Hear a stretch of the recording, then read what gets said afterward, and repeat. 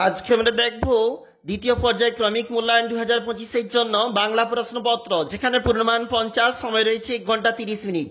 সঠিক উত্তর নির্বাচন করে লেখো 1 গুণ 5। মানুষের সর্বোচ্চ গুণ উত্তর হবে স্বার্থত্যাগ। দাঁড়াও কবিতায় দাঁড়াও শব্দটি ব্যবহার করা হয়েছে 9 বার। আকবরের লাঠিয়াল ছেলের নাম উত্তর হবে গহর। বুকুর বয়স উত্তর হবে 6 বছর। কবি কাকে মানুষের কাছে দাঁড়াতে বলেছেন? মানুষকে। একটি বাক্যে উত্তর দাও 1 গুণ 5 বলা রয়েছে এই প্রশ্নগুলি। দেখো পরের যে পেজটা রয়েছে, যে প্রশ্নগুলি 1 গুণ 5-এর জন্য গুরুত্বপূর্ণ, এবং পরে রয়েছে 3-এর দাগে যেখানে 3 গুণ 2, প্রতিটি প্রশ্নের মান কিন্তু এখানে 2 নাম্বার করে রয়েছে, অবশ্যই দেখবে। চলে যাচ্ছি পরের যে পেজটা আমাদের রয়েছে।